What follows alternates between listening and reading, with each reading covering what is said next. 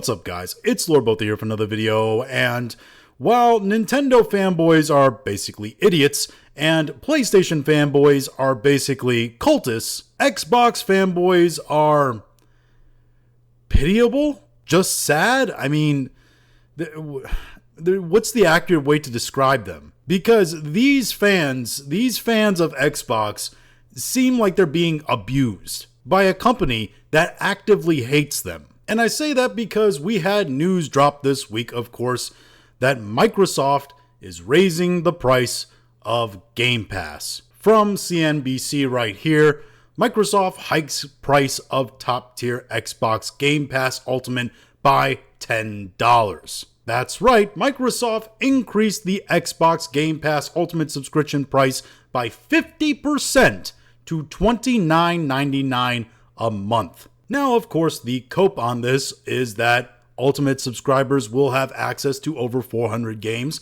and 75 day one releases.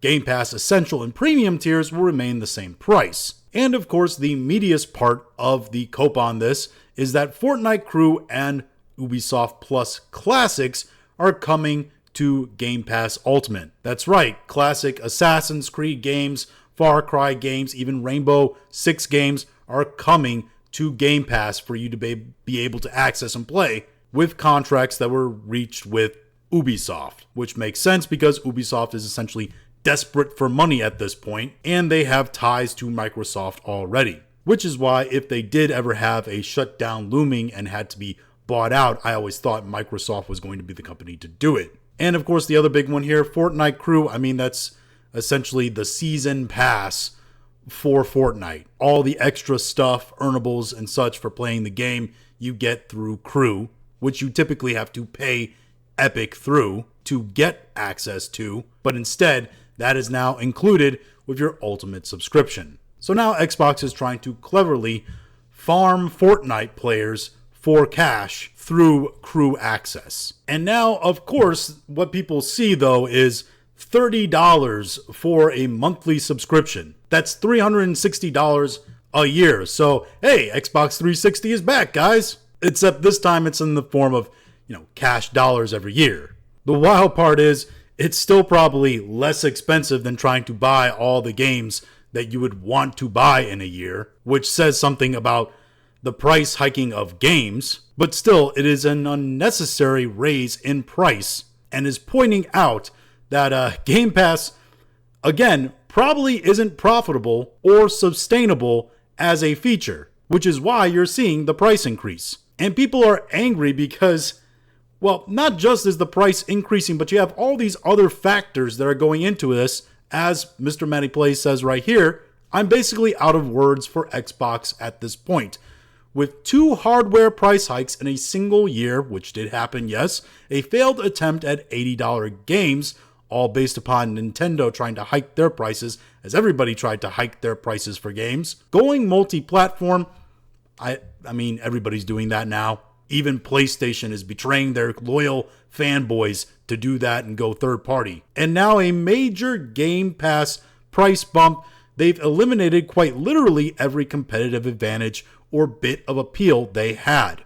Not only this, you also have the announcement that the Xbox ROG Ally is going to be $1,000.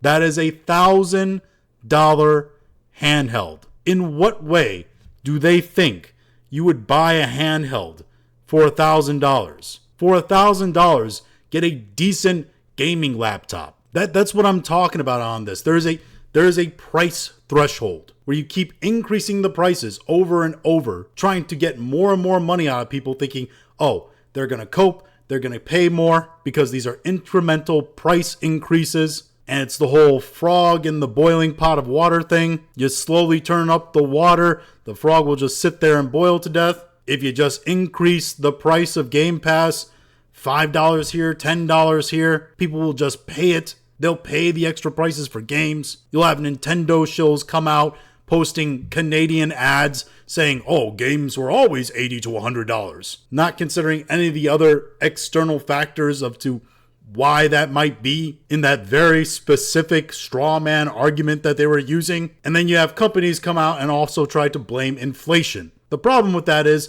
inflation has been happening since, I don't know, the 1940s, which is about when we decided as a society, especially in business, that we needed exponential growth, constant growth, constantly. Ever-growing profits, ever-growing expansion, to the point in modern economics when we have growth of 1% instead of 2.3%, it's considered a failure and a bad year.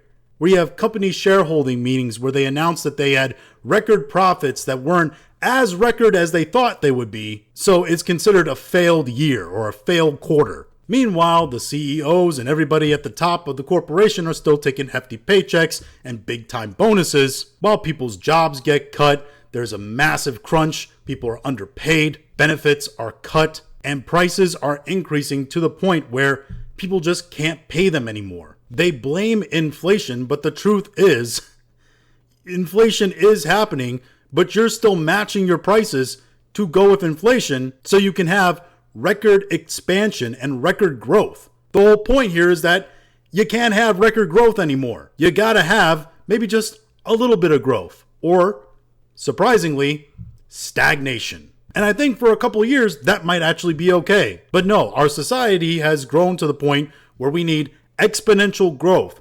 constantly, or it's considered a failure. So these video game companies, they need constant exponential growth for their shareholders, or they look bad and it's considered a failure. Money gets pulled and then they go under. That in business just can't function anymore. And taking millions upon millions of dollars in bonuses while harshly cutting costs and increasing prices to put both strain on the customers and the employees just so you can have those bonuses, just so you can continue to expand the company while harming both the brand and the affordability of the company's products, is a major problem that will lead to a rapid decline of the actual business. And that's what we're seeing here. And the people are, through their own action, letting that be known. Because Pirate Nation reports here, but this has pretty much been posted everywhere, the page to cancel Game Pass subscriptions is broken. That's right, Game Pass...